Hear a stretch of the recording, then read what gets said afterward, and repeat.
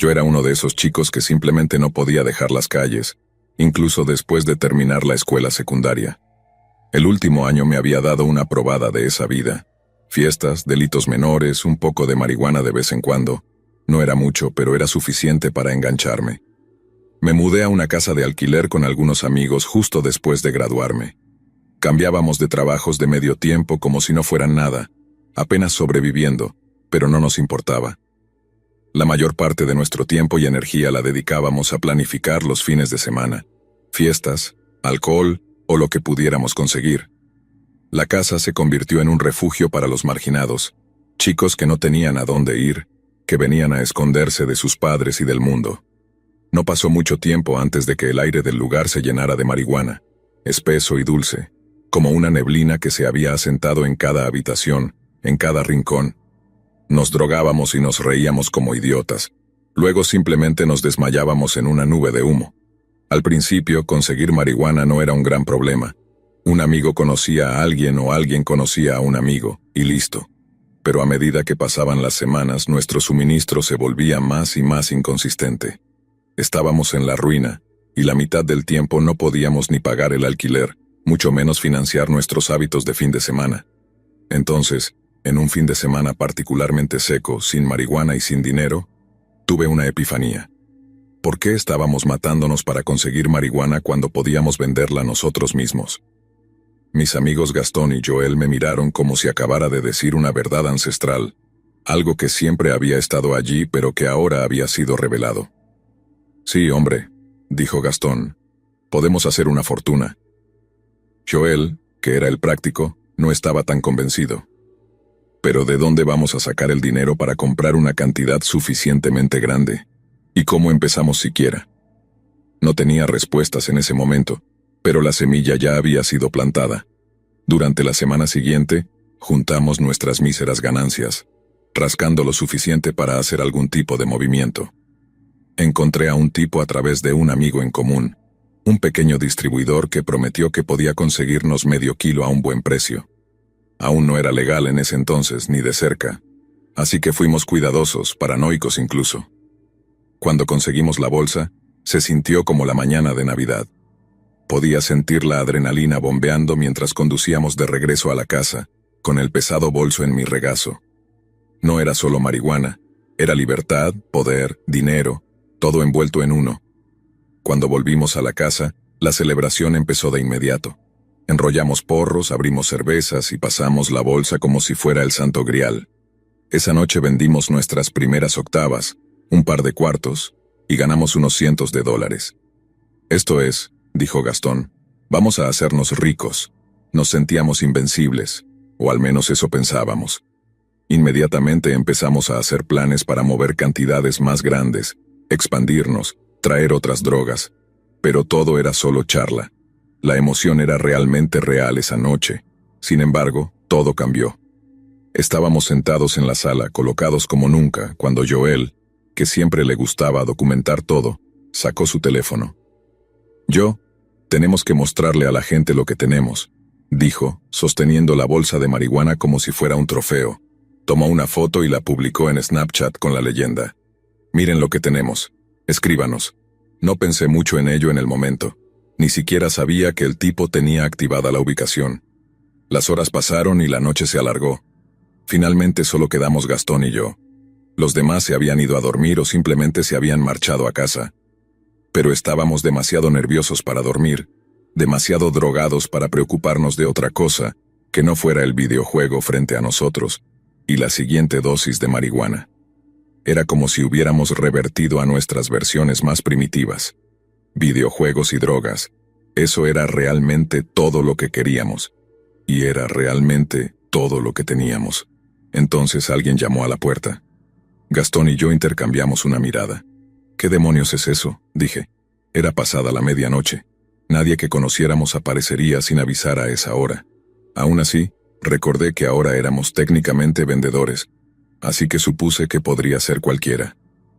Quizás sea Derek volviendo, sugirió Gastón, aunque su voz sonaba inquieta. Derek era ese tipo de amigo que nunca sabía cuándo irse a casa. Gastón se levantó. El mando del videojuego cayó al sofá mientras se dirigía hacia la puerta. Voy a ver. Lo seguí, con el estómago apretado por los nervios, aunque no entendía muy bien por qué. Gastón miró a través de la pequeña ventana en la puerta, sus manos dudando en el picaporte por alguna razón. Estaba completamente alerta. Probablemente debido a la hora y al hecho de que teníamos todos nuestros ahorros en forma de una gran bolsa de marihuana dentro de la casa. «Hay un tipo afuera», me susurró. «¿Quién?» «No lo sé, hombre. Está preguntando si tenemos marihuana». Fruncí el ceño. Nadie fuera de nuestro círculo debería saber que teníamos marihuana. Mi corazón empezó a latir rápido. «Solo dile que no tenemos», dije rápidamente. Gastón asintió y abrió la puerta un poco, lo suficiente para hablar a través de ella. Lo siento, hombre, no tenemos. Intenta mañana». Se dispuso a cerrar la puerta, pero el tipo afuera metió el pie y empujó, abriéndola de golpe. La fuerza hizo que Gastón perdiera el equilibrio, y antes de que pudiera reaccionar, el tipo ya estaba dentro, con un cuchillo en la mano. «No se muevan», gruñó el hombre. Era alto, vestido con una sudadera con capucha oscura y jeans. Su rostro estaba cubierto por las sombras de la luz del porche. Empujó a Gastón hacia atrás, golpeándolo contra la pared y blandiendo el cuchillo de nuevo. «¿Dónde está la marihuana?» Oye, hombre, relájate», tartamudeó Gastón con las manos en alto en señal de rendición. Yo me quedé congelado, con la mente corriendo a 1000. Antes de que pudiera pensar en correr o pelear, vi movimiento por el rabillo del ojo. Me giré justo a tiempo para ver a otros 2 tipos irrumpir por la puerta trasera, con pasos pesados mientras entraban en la casa. El pánico me golpeó y comencé a sudar. «¡Qué puta mierda, Gastón!», grité, pero ya era demasiado tarde. Uno de los tipos ya estaba sobre mí, agarrándome el brazo y torciéndolo detrás de mi espalda. Grité de dolor cuando me empujaron al suelo y me dieron una patada en las costillas para rematar. Sabía de inmediato que estábamos superados. Gastón y yo seguíamos siendo adolescentes, y esos tipos eran hombres adultos. Claramente ya habían hecho esto antes. «Cállate», gruñó el segundo tipo, de pie sobre mí con una pistola. «Si quieres vivir, vas a cooperar, ¿entendido?». Asentí, respirando con dificultad. Esto no era un robo al azar. Esos tipos sabían lo que buscaban, lo planearon, esperaron el momento adecuado, y ahora nos tenían acorralados. Y yo sabía exactamente lo que querían. El tipo con la pistola me agarró del pelo y me levantó la cabeza. «¿Dónde está la marihuana?». Intenté hablar, pero tenía la garganta seca. Mi voz apenas era un susurro. «Está en la habitación», balbuceé, con la visión borrosa por el dolor. «En el cajón superior de la cómoda». Él sonrió. «Buen chico». Luego le hizo un gesto al otro tipo que inmediatamente se dirigió hacia el pasillo en dirección a la habitación. Mientras tanto, Gastón seguía presionado contra la pared, con el cuchillo del primer tipo a pocos centímetros de su garganta. «Por favor, hombre», suplicó. «Te daremos lo que quieras. Solo no nos hagas daño». El hombre se rió. «No vine aquí para hacerles daño. Solo vine a llevarme lo que es nuestro». Nunca olvidaré la forma en que dijo eso, y lo mucho que me enfureció. Podía escuchar los sonidos de cajones abriéndose y siendo tirados por el otro tipo que buscaba el alijo. El hombre con la pistola volvió su atención hacia mí, agachándose y mirándome a los ojos. «Ustedes se creen muy listos, publicando sus putas mierdas en línea para que todo el mundo los vea». Se rió, negando con la cabeza. «Amateurs». Sentí una oleada de náuseas cuando sus palabras calaron en mí. Esa publicación de Snapchat, la maldita ubicación activada en la publicación de Snapchat de Joel, fue exactamente como nos encontraron. Fue exactamente como supieron a dónde venir, qué buscar, y hasta esperaron a que el lugar se vaciara para que fuera fácil. «No queríamos. No lo hicimos con intención», comencé a decir, pero él me interrumpió con un rápido bofetón en la cara. El dolor estalló en mi cabeza, y pude saborear la sangre en mi boca. «Cállate», espetó, «no tienes derecho a hablar ahora mismo». Justo en ese momento el tipo que estaba en el dormitorio volvió con la bolsa de marihuana en las manos. «La tengo», dijo lanzándosela al tipo con la pistola. «Un par de niñatos honestos, comentó el hombre con la pistola levantándose. «Bien, ahora nos vamos a asegurar de que no hagan nada estúpido. ¿Dónde están sus teléfonos?» Vacilé, pero Gastón no lo hizo. Señaló la mesa de café donde su teléfono todavía estaba tirado, y yo hice lo mismo. El tipo con la pistola recogió ambos teléfonos y dijo: «Nos quedamos con estos por ahora», dijo con una sonrisa burlona. «No les joderé mucho. Los dejaré por el parque junto al lago». Hizo un gesto a los otros dos tipos y lentamente comenzaron a salir de la casa. El tipo con el cuchillo empujó a Gastón una última vez antes de desaparecer por la puerta principal. No me atreví a moverme hasta que escuché el sonido de un coche arrancando afuera y alejándose. Tenían incluso un conductor esperando. Esos tipos sabían lo que hacían. Por unos minutos, no dijimos nada. Gastón seguía apoyado contra la pared, respirando con dificultad, mientras yo seguía en el suelo, con el cuerpo adolorido por la paliza. Sentí cómo las lágrimas se acumulaban en mis ojos, pero las reprimí, negándome a derrumbarme frente a él. «Mierda, cabrón», murmuró finalmente Gastón, su voz ronca. «¿Qué demonios acaba de pasar?». Sacudí la cabeza lentamente mientras me incorporaba, cada músculo de mi cuerpo protestando. «Obviamente vieron el Snapchat», dije, sintiendo como todo el tiempo la respuesta había estado ahí. La estúpida publicación de Joel con la marihuana y la ubicación activada, para que todo el mundo la viera. Literalmente los invitamos. Gastón me miró, con los ojos llenos de realización y luego de ira. «¿Estás hablando en serio?», bufó, empujándose fuera de la pared y tambaleándose hacia la mesa de café. Sus manos temblaban mientras hurgaba entre los restos de nuestra noche. Así es como sabían exactamente a dónde venir y qué pedir. Maldición, hombre. Pensé que éramos más listos que esto. No tenía una respuesta para él, porque tenía razón. Habíamos sido estúpidos, imprudentes. Pensábamos que estábamos en la cima del mundo, invencibles. Pero en realidad solo éramos unos críos jugando con algo mucho más peligroso de lo que comprendíamos. Todo me golpeó de golpe, el peso de ello. Apenas habíamos ganado unos cientos de dólares con esta pequeña aventura, y ya casi nos habían matado. Aún podía sentir la mano de ese tipo en mi cabello, el acero frío del arma presionando en mi espalda. Mi corazón seguía latiendo con fuerza, mi pecho palpitando como si fuera a tener un ataque al corazón. Me tambaleé al ponerme de pie, sintiendo que mis piernas podían fallar en cualquier momento. Me sorprendió ver que Joel no se había despertado con todo el alboroto. Su habitación estaba en el fondo de la casa, y había estado bebiendo toda la noche. Probablemente estaba completamente desmayado. «Tenemos que salir de aquí», murmuré, frotándome la cara y haciendo una mueca de dolor por el corte en mi labio donde el tipo me había golpeado. Podía sentir cómo me ardía hinchándose. «¿Y si vuelven?». Gastón estaba ahora paseando de un lado a otro, pasando sus manos por su cabello con frustración. «Se llevaron la marihuana, hombre. Eso era lo que buscaban». «Sí, pero ¿y si piensan que vamos a hablar con alguien? ¿Y si nos están vigilando ahora mismo asegurándose de que no vayamos a la policía?». «¿La policía?». Gastón dejó de pasearse y me miró como si estuviera loco. «No podemos ir a la policía. Estamos vendiendo marihuana. ¿Crees que les va a importar que nos hayan robado cuando nosotros somos los que estamos quebrantando la ley? Nos arrestarán y se reirán de nosotros mientras nos llevan a la comisaría». No quería admitirlo, pero tenía razón. De nuevo, obviamente no podíamos ir a la policía, no sin meternos aún más en problemas. Pero eso solo hacía que todo se sintiera peor, como si estuviéramos atrapados, acorralados, sin salida.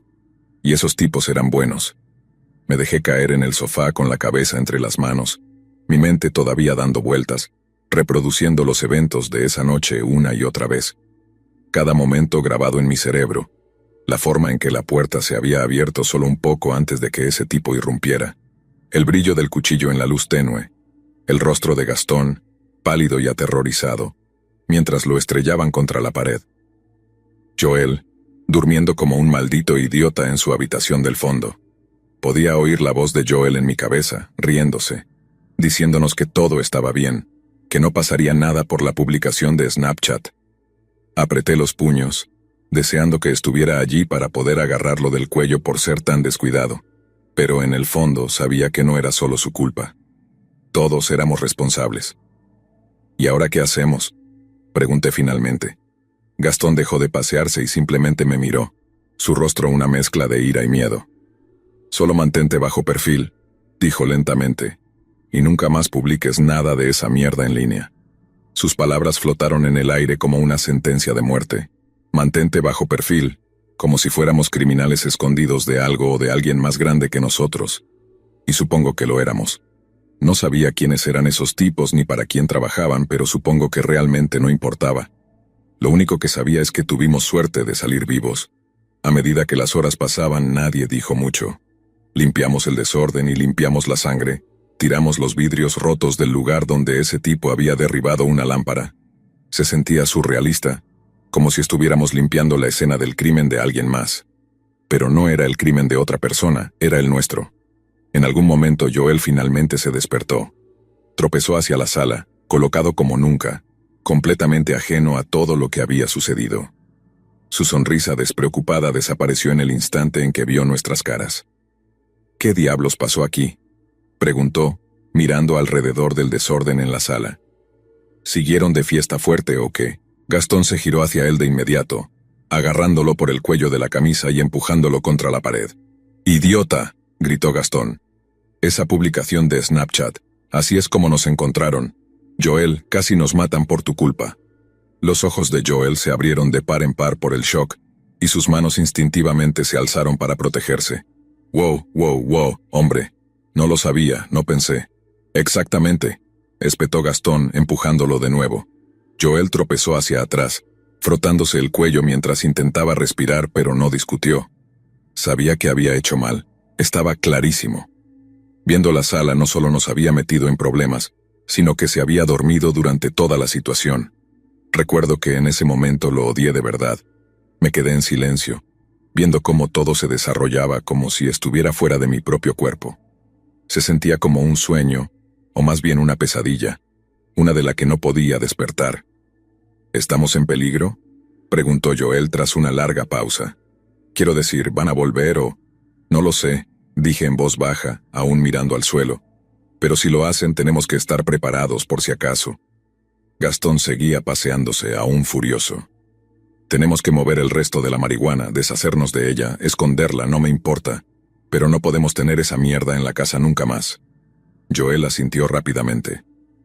Sí, yo me encargaré de eso. Lo siento, chicos, de verdad no pensé. Ahorra tus disculpas, lo interrumpió Gastón cortándolo. Solo haz lo que tienes que hacer. El resto de esa noche pasó como en una bruma. Joel se llevó la marihuana restante y la escondió en otro lugar. Creo que en la casa de su abuela, mientras Gastón y yo simplemente nos sentamos en la sala, vigilando la puerta de entrada como halcones. Cada crujido y cada ráfaga de viento afuera nos ponía en tensión, con los nervios destrozados más allá de lo soportable. No podíamos relajarnos y yo no podía dormir.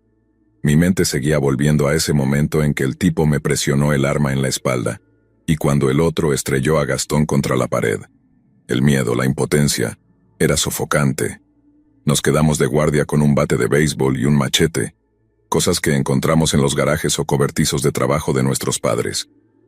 No servirían de mucho si esos tipos volvían con una pistola, pero supongo que era algo si lográbamos sorprenderlos entrando. Honestamente, pensé que tal vez podríamos vencerlos si los atrapábamos desprevenidos, aunque seguía siendo una situación aterradora. Cuando llegó el amanecer, el agotamiento nos invadió completamente, pero yo seguía sin poder dormir. Me senté junto a la ventana, mirando la calle vacía, esperando que algo, lo que fuera, sucediera. Estar en alerta durante tanto tiempo te adormece la mente. Finalmente Gastón rompió el silencio. Tenemos que salir de aquí, hombre. Ya no podemos quedarnos en esta casa, saben dónde vivimos. Fue entonces cuando recordé nuestros teléfonos y la promesa de dejarlos en el parque. Decidimos salir de la casa y tomar un poco de aire fresco, despejar nuestras mentes. Pero no encontramos nuestros teléfonos en ninguna parte del parque. Gastón incluso volcó un bote de basura para ver si los habían dejado ahí dentro, pero nada. Era otro robo más de los tipos que nos asaltaron. Saben mucho sobre nosotros, hombre, dijo Gastón. Tenemos que mudarnos. Sí, tienes razón, asentí. Hablaremos con el casero y veremos qué hacemos. Pero por mucho que estuviera de acuerdo con él, sabía en el fondo que dejar esa casa no sería suficiente. Si esos tipos nos encontraron una vez, podrían hacerlo de nuevo cuando quisieran. Ya no estábamos seguros en ningún lugar. En los días que siguieron mantuvimos la cabeza baja. Gastón encontró un nuevo lugar para nosotros, en un barrio un par de vecindarios más allá. Algo barato y discreto. Nos mudamos en cuanto pudimos. Joel dejó de venir tanto, de hecho. Decidió mudarse de vuelta con sus padres, la culpa y el miedo pesando sobre él como una nube oscura. Todos intentamos olvidar, fingir que esa noche nunca sucedió. Pero sucedió. Y fue la llamada de atención que necesitaba para poner mi vida en orden, al menos un poco. Por razones obvias nunca volví a traficar después de todo lo que pasó.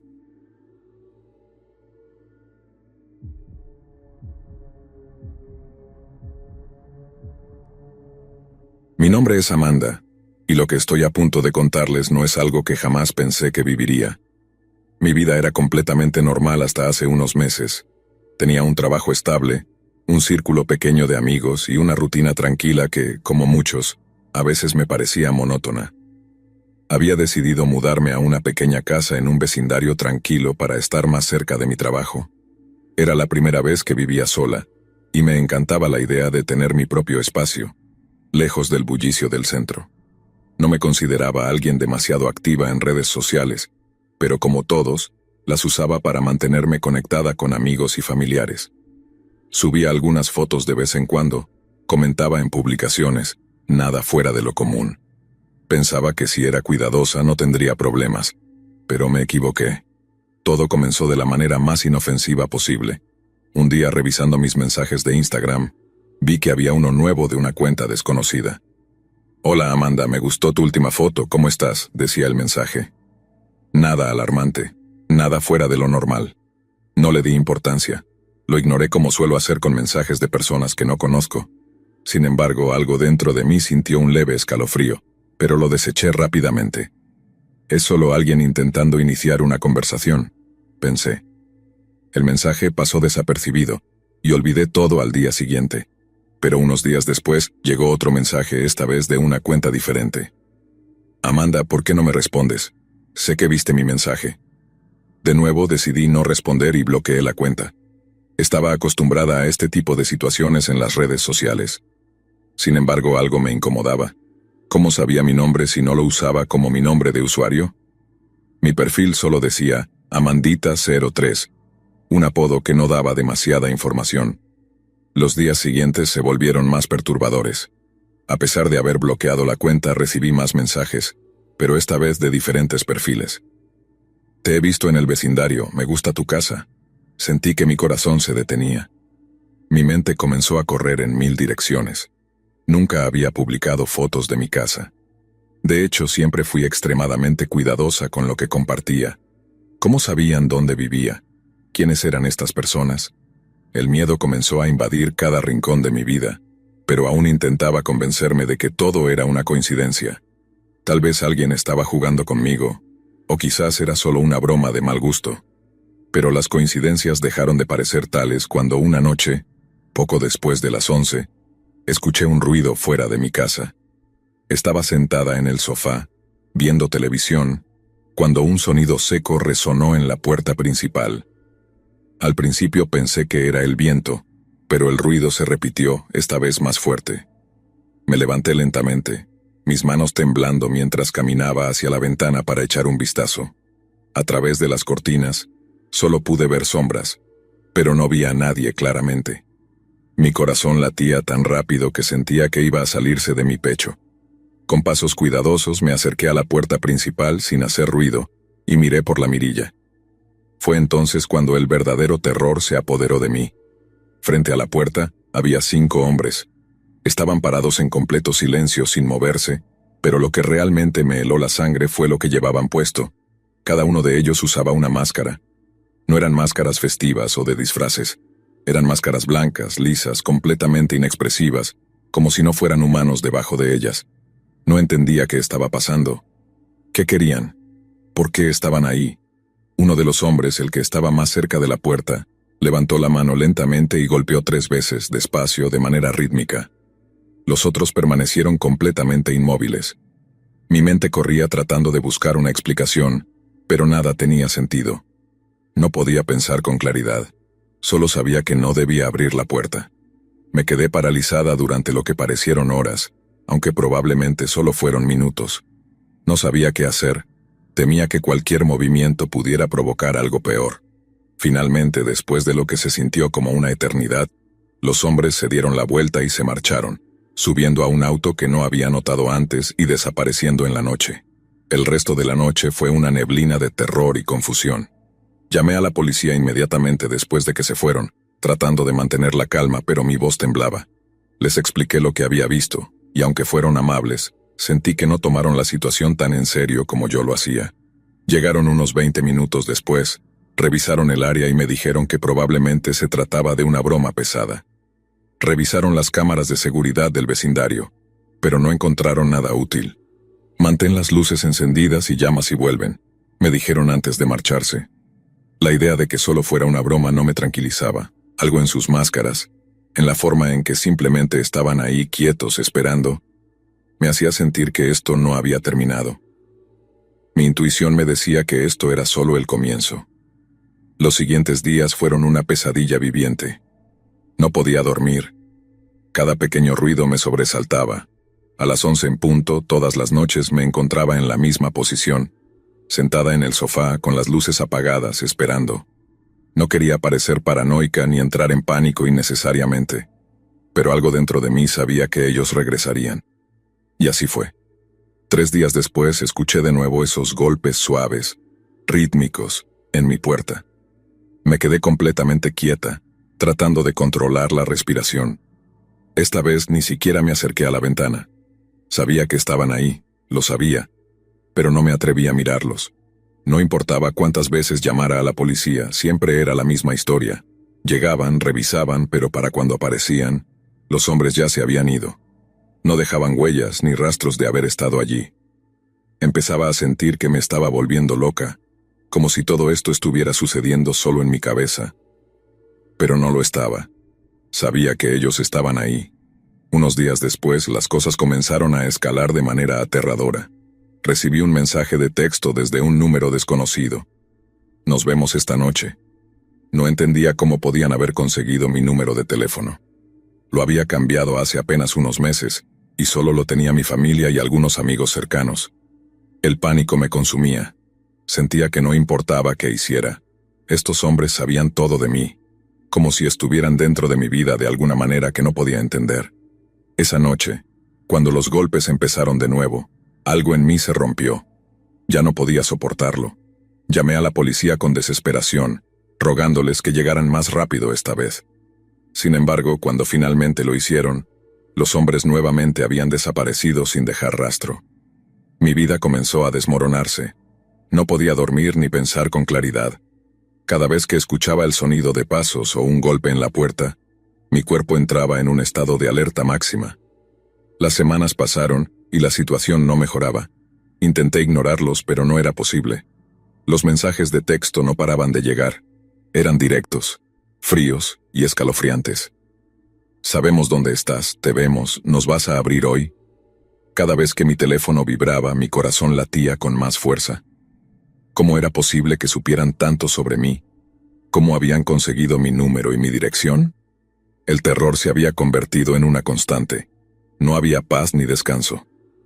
Dejé de salir por las noches. Apenas me atrevía a abrir las ventanas para que entrara aire. Y durante el día, aunque las cosas parecían calmarse un poco, siempre me sentía observada. Parecía que no había forma de escapar de esta pesadilla. En mi desesperación empecé a sospechar de todo y de todos. Miraba a mis vecinos con recelo, preguntándome si podrían estar involucrados de alguna manera. En el trabajo me costaba concentrarme y comencé a faltar porque el miedo de que los hombres regresaran durante el día me carcomía. Sabía que esto no podía continuar, pero tampoco podía imaginar una solución. Me sentía atrapada en mi propia casa, en mi propia vida. Una noche, después de otra serie de golpes en la puerta y el inevitable sonido del coche alejándose antes de que llegara la policía, supe que no podía seguir así. Ya no era solo el miedo a esos 5 hombres de las máscaras, sino la sensación de perder el control sobre mi vida, de ser acechada por algo más que seres humanos. Parecía como si mi vida hubiera sido robada, y yo solo existía como una sombra de lo que había sido. Decidí que la única opción que me quedaba era alejarme. Llamé a mis padres y les expliqué lo que estaba pasando, aunque traté de no sonar demasiado paranoica. No quería alarmarlos, pero les pedí que me dejaran quedarme con ellos por un tiempo.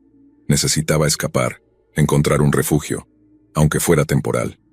Sabía que si permanecía en esa casa, no podría aguantar mucho más. Mi cordura estaba colgando de un hilo. Al día siguiente empaqué mis cosas y dejé la casa lo más rápido que pude. Sentí un alivio momentáneo al subir al coche y alejarme, pero el miedo no se disipó por completo. Aunque ya no estaba en la casa, mi mente seguía pensando en ellos, en esos hombres con las máscaras. ¿Qué querían de mí?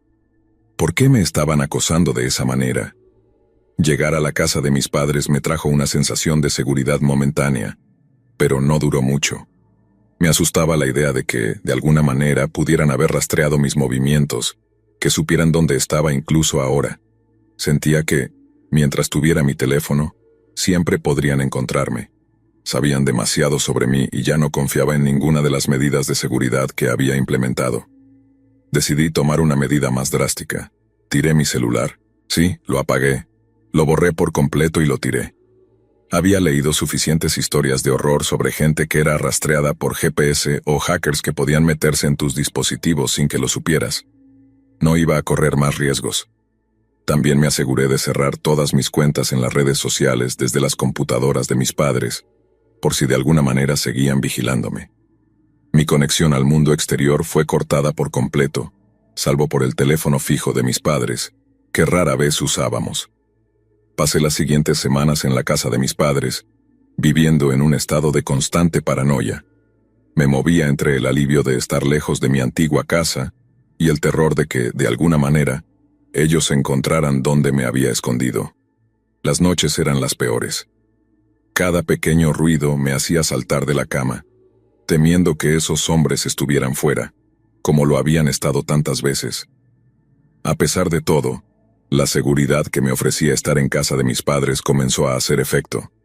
Nadie más apareció, los mensajes pararon, y lentamente empecé a recuperar un poco de mi cordura.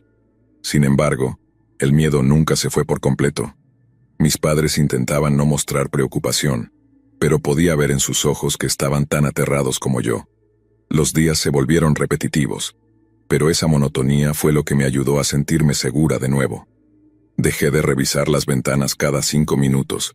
Volví a salir al jardín de la casa de mis padres, aunque siempre con el corazón en la garganta.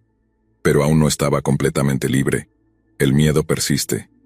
Aunque ya no recibo mensajes ni veo a esos hombres en las noches, siempre siento que hay algo vigilándome, algo acechando en las sombras. ¿Y si vuelven? ¿Y si encuentran la manera de rastrearme otra vez?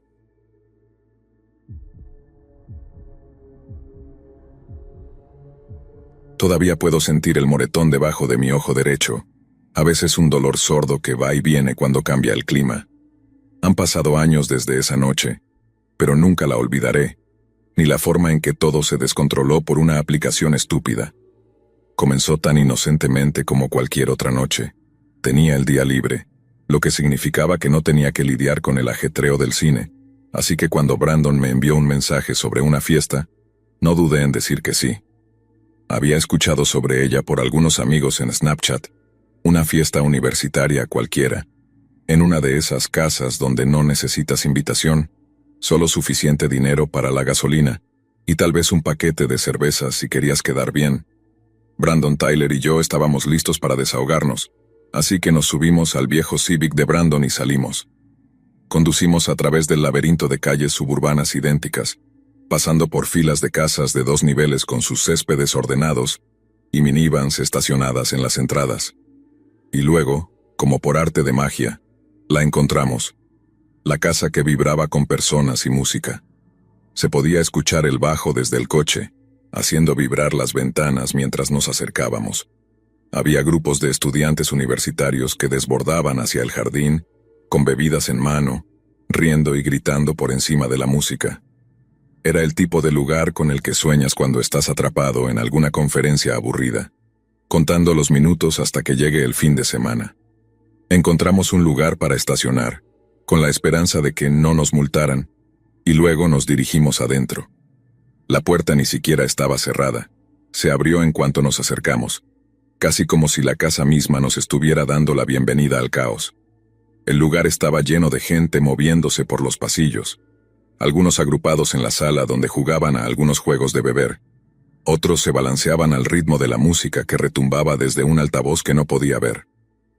Alguien me puso un vaso rojo de plástico en la mano antes de que pudiera preguntar qué era. Cerveza, whisky, ron. ¿A quién le importaba? Yo estaba allí para pasar un buen rato.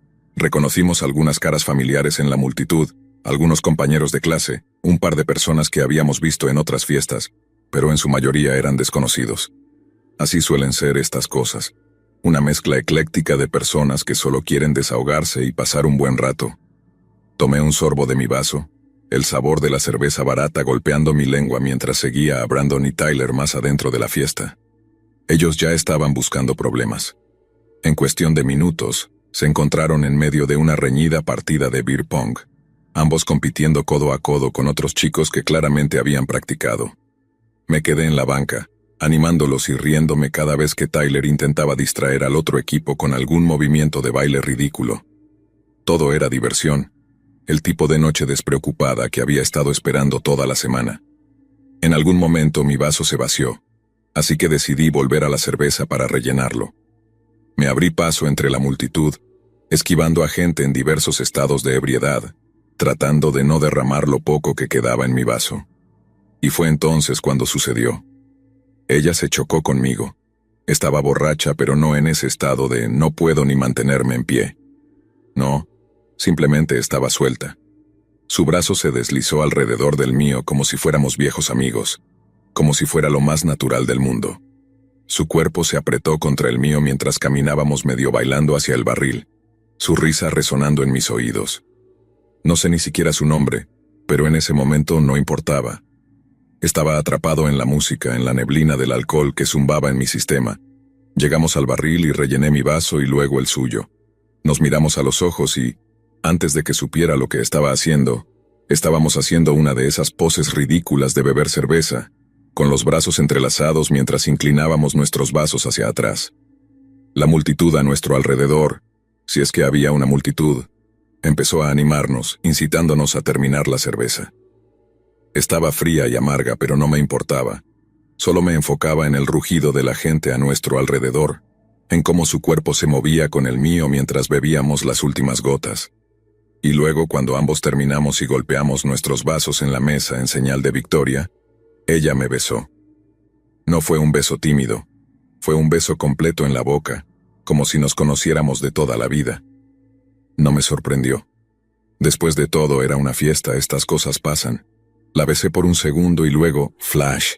Incluso con los ojos cerrados vi un destello de luz, y cuando los abrí, vi que la multitud había formado un círculo a nuestro alrededor, animándonos. La mitad de ellos tenía sus teléfonos grabando el momento, capturándolo para siempre en esos píxeles granulosos y tomas temblorosas. Ella se apartó riendo y, antes de que pudiera decir algo, se desvaneció en la multitud, perdida en un mar de rostros. Me quedé allí, parpadeando bajo la luz de todos esos teléfonos, sintiéndome aturdido, pero estaba bien. Todo era parte de la noche. Terminé mi bebida y lo dejé pasar. Volví a donde estaban Brandon y Tyler. Habían perdido su partida por un vaso y ya estaban preparándose para otra. Les conté sobre la chica, sobre el beso, y ambos se rieron, dándome palmadas en la espalda como si hubiera ganado algún tipo de premio. El resto de la noche se volvió borrosa. Más bebidas, más juegos, más caras que no conocía. Para la medianoche, ya estaba listo para irme. Después de todo, aún tenía que trabajar al día siguiente, y lo último que necesitaba era estar con resaca en el cine. Brandon y Tyler estaban en el mismo barco, así que nos tomamos una última cerveza y luego nos dirigimos a casa. No recuerdo mucho del camino de regreso, solo el zumbido del motor del coche y el dolor de cabeza que iba creciendo. Brandon me dejó en mi dormitorio, y me dejé caer en mi cama sin ni siquiera cambiarme de ropa. Estaba dormido en cuestión de minutos. A la mañana siguiente me desperté con el sonido de mi teléfono vibrando. Medio dormido me giré y lo agarré, entrecerrando los ojos ante la brillante pantalla. Había una notificación de Snapchat. Alguien me había agregado Springrose19. Fruncí el ceño tratando de recordar si le había dado mi nombre de usuario a alguien la noche anterior, y entonces me di cuenta, la chica, la de la fiesta, debió haber preguntado por ahí, conseguido mi nombre de alguien. Eso no era raro, ¿verdad? La gente hacía eso todo el tiempo. Lo dejé pasar y abrí el mensaje. ¿Te divertiste anoche?, decía. Sonreí, todavía medio dormido, y escribí de vuelta: sí, lo hice, espero que tú también. Tiré mi teléfono a un lado y me preparé para el trabajo, poniéndome el uniforme del cine. No fue hasta que estaba cepillándome los dientes que volví a escuchar el zumbido. Otro mensaje, esta vez una foto. Era una imagen de nosotros en el barril, justo en esa ridícula pose de beber cerveza, justo antes del beso. No le di mucha importancia, la gente tomaba fotos todo el tiempo en las fiestas. Alguien debió habérsela enviado. Respondí rápidamente: buena foto. ¿Cómo te llamas, por cierto? Rocío, respondió. Rocío, por supuesto. Terminé de arreglarme y salí de casa, mi teléfono vibrando periódicamente con nuevos mensajes de Rocío mientras conducía al trabajo. Me encontré respondiendo sin pensarlo demasiado, parecía fácil hablar con ella. Le conté sobre mis clases, mi trabajo. Le dije que era estudiante y que trabajaba en el cine, y que estaría allí todo el día. Para cuando fiché en el trabajo sentía que la conocía, o al menos me sentía lo suficientemente cómodo como para no molestarme en compartir pequeños detalles sobre mí. Es gracioso lo rápido que puedes sentir que conectas con alguien a través de una pantalla. El día transcurrió con la monotonía habitual de repartir palomitas y rasgar boletos. No fue hasta alrededor del mediodía cuando las cosas se pusieron raras. Estaba trabajando en el puesto de concesión, a mi aire, cuando un tipo se acercó al mostrador. Era mayor, probablemente en sus 30, con el pelo grasoso y una chaqueta descolorida que parecía no haber sido lavada en semanas. No pidió nada, solo se quedó allí, mirándome. ¿Te puedo ayudar?, le pregunté, forzando una sonrisa. Eres... Strenía, insertó mi nombre, ¿verdad? Mi sonrisa se desvaneció. Sí. ¿Te conozco? No respondió, solo siguió mirándome, sus ojos recorriéndome de arriba a abajo como si me estuviera evaluando. Sentí un escalofrío recorrerme la columna. Había algo raro en él, algo que no podía precisar del todo. ¿Tú vas a mi universidad, verdad?, preguntó. Asentí. Sí, ¿y tú? No respondió de nuevo. En su lugar se inclinó más cerca, apoyando sus manos en el mostrador. ¿Cómo está Rocío? Mi sangre se congeló. ¿Cómo demonios sabía de ella? Abrí la boca para decir algo, pero las palabras no salían. Todo esto era raro. Antes de que pudiera reaccionar, me dio una sonrisa lenta y perturbadora, y luego se alejó, desapareciendo en la multitud. Me quedé allí un momento, tratando de procesar lo que acababa de pasar. Tal vez solo era algún tipo de chico de la fiesta, alguien que me vio con Rocío. Tal vez no era nada, pero la forma en que dijo su nombre, la forma en que me miró... Lo dejé pasar, terminé mi turno, y luego salí al estacionamiento. Y fue entonces cuando lo vi. Allí, escrito en el parabrisas con lápiz labial rojo brillante, estaban 2 palabras. Tú eres el siguiente. Me quedé congelado en mi lugar, mirando esas palabras manchadas en el parabrisas. Tú eres el siguiente. Las letras eran descuidadas, casi apresuradas, pero el mensaje era inconfundible.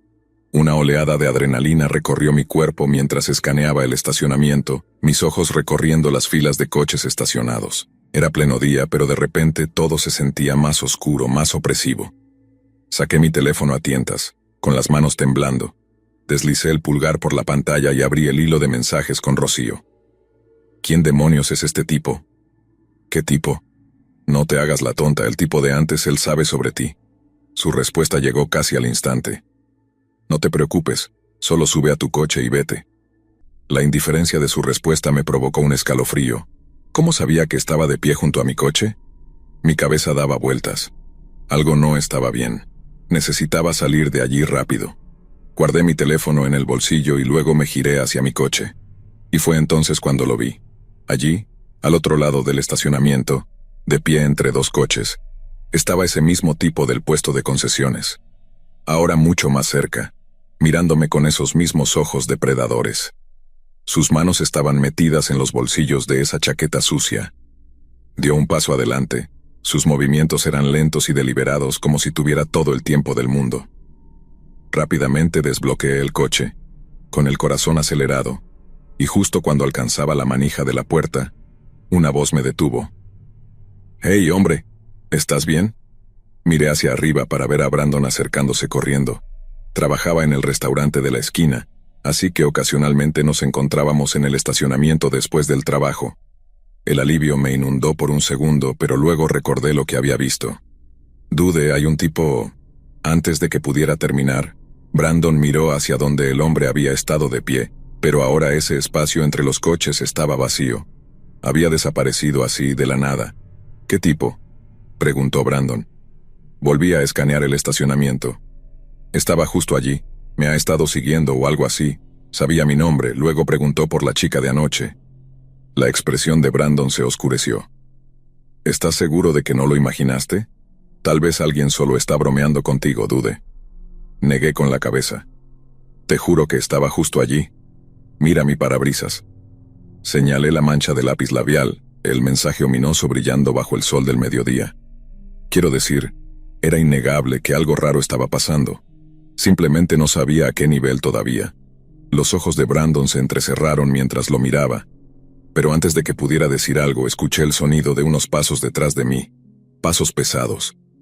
Apenas tuve tiempo de girarme antes de que algo me golpeara fuerte en la espalda, enviándome de bruces contra Brandon. El dolor estalló en mis hombros mientras caía al suelo, raspándome las manos contra el asfalto ya de por sí rugoso. Brandon gritó, pero ya era demasiado tarde. Lo que fuera que estaba por pasar ya había comenzado. Ese tipo de cabello grasoso estaba sobre mí, su aliento caliente y agrio mientras me agarraba por el cuello de la camiseta. Me levantó de un tirón. Mi visión se nubló mientras me estampaba contra la parte trasera del coche. El impacto me dejó sin aliento. Antes de que pudiera reaccionar, me dio un puñetazo en la nariz y perdí la vista. Jadeé por aire, mi pecho subiendo y bajando mientras el tipo se inclinaba hacia mí, su rostro cubierto por la furia. «Te lo dije, ¿no?», dijo. «Tú eres el siguiente». Intenté empujarlo, pero ese tipo era más fuerte de lo que parecía. Sus manos eran como pinzas de hierro que agarraban mi camiseta. Mi mente corría, desesperada por encontrar alguna salida, pero todo era confuso, distante. Podía escuchar a Brandon gritar aún, pero su voz parecía estar muy lejos, amortiguada por los golpes en mi cabeza. Sentí que mi teléfono caía de mi mano. Recordé que tenía mi propio cuerpo. No estaba indefenso. El tipo levantó su puño y me preparé para el golpe. Alcé mis manos e intenté empujarlo, pero antes de que pudiera golpearme, Brandon se abalanzó sobre él desde el costado, derribándolo al suelo con una fuerza que hizo temblar el pavimento. Los dos cayeron duro, enredados en una mezcla de extremidades y puños. Me tambaleé hacia atrás, agarrándome el costado, tratando de recuperar el aliento. Por un momento, parecía que Brandon tenía la ventaja. Era más grande, más fuerte y logró inmovilizar al tipo propinándole algunos buenos golpes en la cara. Pero el hombre de cabello grasoso era implacable. Sus ojos estaban llenos de algo oscuro y completamente desquiciado. Se retorció debajo de Brandon, agarrando un pedazo de su chaqueta y tiró de él, volteando a Brandon con una fuerza brutal que lo hizo chocar contra el costado de mi coche. Brandon gruñó de dolor, y antes de que pudiera recuperarse, el tipo ya estaba sobre él, con el puño martillando con una precisión brutal. Intenté moverme, intentar ayudarlo, pero mi cuerpo no cooperaba. Mi mente me gritaba que hiciera algo, cualquier cosa, pero mis piernas eran como plomo. Se sentía como si estuviera intentando moverme bajo una manta pesada. Entonces, por el rabillo del ojo, lo vi. Una llave inglesa larga, medio escondida debajo del coche junto al mío. Me acerqué a ella. Mis dedos se cerraron alrededor del metal frío. El peso me dio confianza, sólida. La agarré tan fuerte como pude. Esto no era lo que había imaginado para mi día de trabajo, y definitivamente no era lo que quería hacer, pero sabía en mi corazón que era la única opción. Sin pensarlo, balanceé la llave inglesa. El metal conectó con un crujido nauseabundo contra la parte trasera de la cabeza de ese tipo. Se congeló. Su cuerpo se puso rígido por un segundo antes de desplomarse en el suelo, inmóvil. Brandon se levantó de un salto, sus ojos abiertos de par en par por la conmoción al ver al hombre tendido entre nosotros. Tenía un poco de sangre que goteaba de sus labios y nariz. Solté la llave inglesa con las manos temblando como hojas al viento. El estacionamiento estaba ahora inquietantemente silencioso. El caos de la pelea se disolvió en una quietud pesada y opresiva. Todavía había coches en movimiento a nuestro alrededor. El cine estaba en una calle concurrida. Pero aún así, Aparentemente nadie había visto. Nadie se detuvo a ayudar. Era aislante e inquietante. Brandon me miró con la voz temblorosa. Dude, ¿qué diablos acaba de pasar? Resultó que Rocío tenía un novio, o al menos eso creía este tipo. No estoy exactamente seguro de su conexión, pero Rocío y ese tipo del estacionamiento habían sido amigos en algún momento.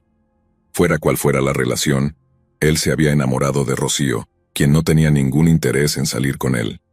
Así que la acosó. La admiró desde lejos.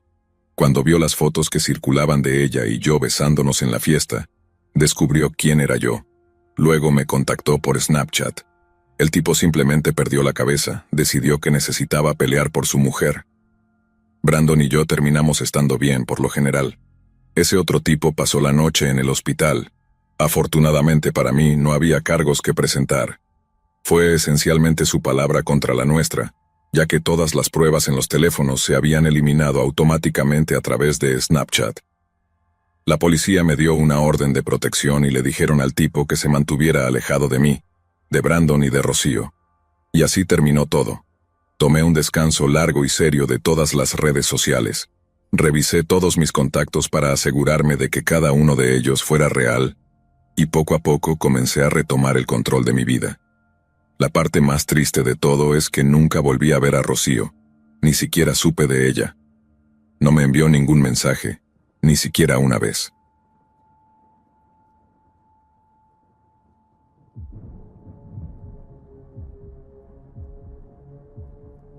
Los mejores momentos de mi vida fueron en la universidad, cuando todo era nuevo y parecía que el mundo estaba completamente abierto, esperando que tomara lo que quisiera de él. Era alrededor del año 2010, y los smartphones estaban en todas partes, y las redes sociales ya no eran una distracción, sino la forma de estar al día, especialmente Snapchat. Si no estabas en eso, te lo estabas perdiendo. Fiestas, ligues, chismes, peleas, Snapchat capturaba todo lo importante que estaba sucediendo a nuestro alrededor. Al principio, lo admitiré, realmente no me atraía mucho. Prefería las conversaciones cara a cara, interacciones reales, pero luego, bueno, todo el mundo lo hacía y si no lo hacías, era como si fueras invisible. Estar al día en el campus solo era posible a través de estas apps. Así conocí a Fausto. No sé por qué, pero me sentí atraído hacia ella. Tal vez fue porque parecía tener todo bajo control, o tal vez fue la forma en que se reía de las cosas más ridículas en clase. Empecé a juntarme con ella al principio solo casualmente.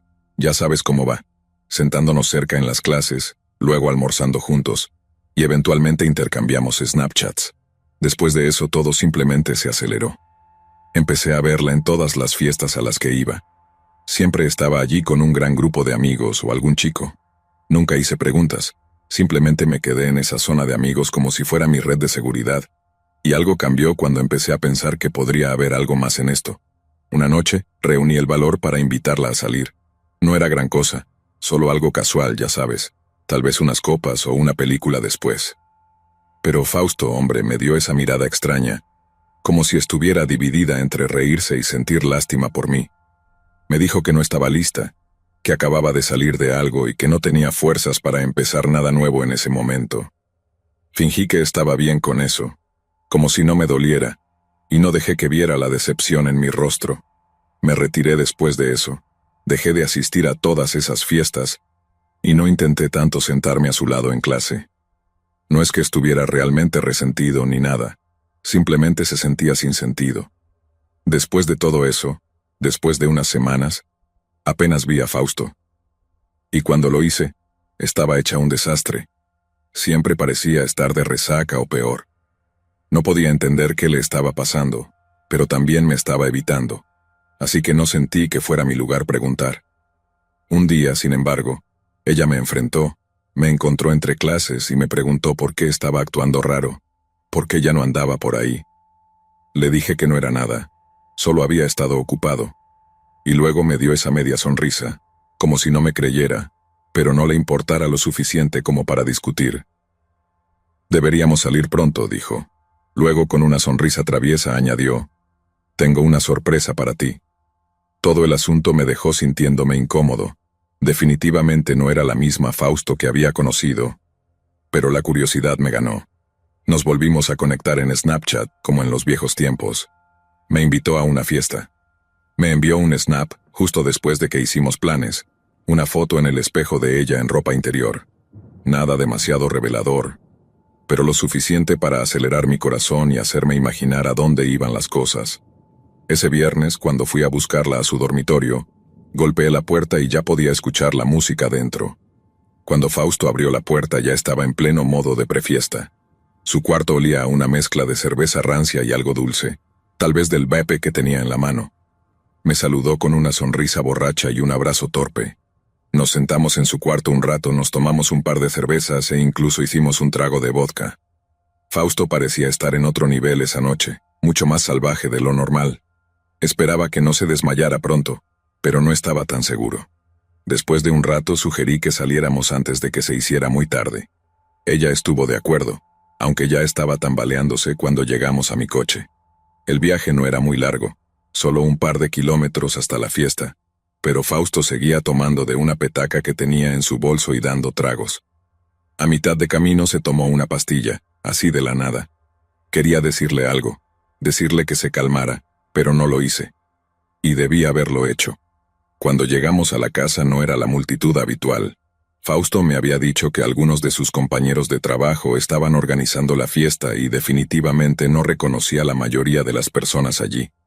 Había algunas caras familiares del campus, pero el resto parecían ser sus compañeros de trabajo, gente de restaurantes por lo que pude escuchar. Eran otro tipo de personas, ruidosas, ya borrachas y muy alborotadas. Intenté aprovechar la situación. Agarré una bebida y me quedé en una esquina observando cómo Fausto se desmoronaba. Estaba fuera de control, tambaleándose por la casa, apenas capaz de hilar frases. En un momento empezó a llamarme por el nombre de otro tipo, su ex. Ya me lo imaginaba. Cuanto más trataba de ayudarla, más me alejaba, gritándome y riéndose como si todo fuera una gran broma. A los invitados de la fiesta no parecía importarles realmente. De hecho, algunos parecían disfrutar viendo cómo se desmoronaba. Era casi como un juego para ellos, y yo era el extraño. Sabía que era hora de irnos, pero convencer a Fausto de que se fuera fue una pesadilla. No quería irse, no quería dejar esa fiesta, no quería estar cerca de mí y seguía llamándome por el nombre de su ex. Me tomó casi una hora convencerla, pero finalmente la subí a mi coche. La abroché en el asiento del pasajero y finalmente estábamos en camino. Fue entonces cuando las cosas pasaron de mal a peor. En el segundo que salimos del camino de entrada, Fausto empezó a perder los estribos. Me estaba golpeando, no fuerte pero lo suficiente para distraerme. Su voz balbuceaba mientras me gritaba, preguntándome a dónde íbamos, exigiendo que la llevara de vuelta. Intenté mantener la calma, le dije que íbamos de vuelta a su dormitorio pero ella no escuchaba.